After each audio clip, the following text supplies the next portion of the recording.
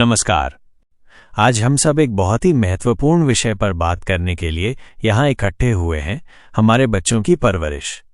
हम में से हर माता पिता चाहता है कि उनका बच्चा एक अच्छा इंसान बने, लेकिन सवाल ये है कि इसकी शुरुआत कहाँ से हो।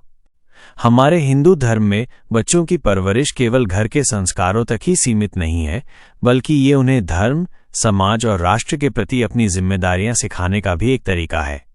जब एक बच्चा बड़ा होता है तो सबसे पहले उसके मन पर परिवार के संस्कार और व्यवहार ही अंकित होते हैं। इसलिए हम माता पिता की ये जिम्मेदारी है कि हम उसे छोटे छोटे कार्यों के माध्यम से धर्म, करुणा, ईमानदारी और देशभक्ति का ज्ञान दें।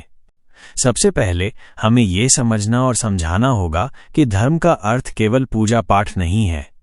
सच्चा धर्म तो सच्चाई, न्याय, दया और अपने कर्तव्यों का पालन करना है। घर में रामायण, महाभारत, गीता और हमारे महान संतों की कहानियां सुनाकर हम उनमें अच्छे और बुरे का भेद और धर्म अधर्म का ज्ञान जगा सकते हैं। साथ ही उन्हें ये भी सिखाना जरूरी है कि जीवन में मेहनत और सही दिशा में कर्म करना कितना आवश्यक है। कर्म और मेहनत से ही जीवन में सुख और सफलता आती है। इसके बाद हमें बच्चों में देशभक्ति का बीज बचपन से ही बोना चाहिए। राष्ट्रगान, हमारे राष्ट्रीय पर्वों और स्वतंत्रता सेनानियों की कहानियां सुनाकर उनमें अपने देश के प्रति गर्व और सम्मान की भावना जगाएं। उन्हें ये सिखाएं कि देश हमारी माँ है और उसकी सेवा करना हमारा सबसे बड़ा कर्तव्य है।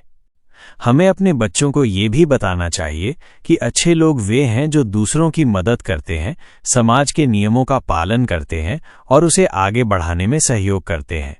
वहीं अपराधी और देशद्रोही वे हैं जो सिर्फ अपने स्वार्थ के लिए समाज और राष्ट्र को नुकसान पहुंचाते हैं। हमें उनसे दूर रहना चाहिए और जरूरत पड़ने पर उनका विरोध करना चाहिए। और हाँ, सच्ची देशभक्ति ये भी है कि हम समय आने पर देश और धर्म की रक्षा के लिए शास्त्र और शस्त्रों का उपयोग करने के लिए भी तैयार रहें। इसलिए हमें खुद को शारीरिक और मानसिक दोनों रूप से हमेशा तैयार रखना चाहिए। याद रखें, हमारे बच्चे सिर्फ हमारे नहीं हैं, वे हमारे समाज और राष्ट्र का भविष्य हैं। उन्हें सही रास्ते पर लाना, उन्हें ज्ञान और संस्कार देना हमारी सबसे बड़ी जिम्मेदारी है। आइए हम सब मिलकर इस जिम्मेदारी को निभाएं और एक सशक्त पीढ़ी का निर्माण करें। धन्यवाद।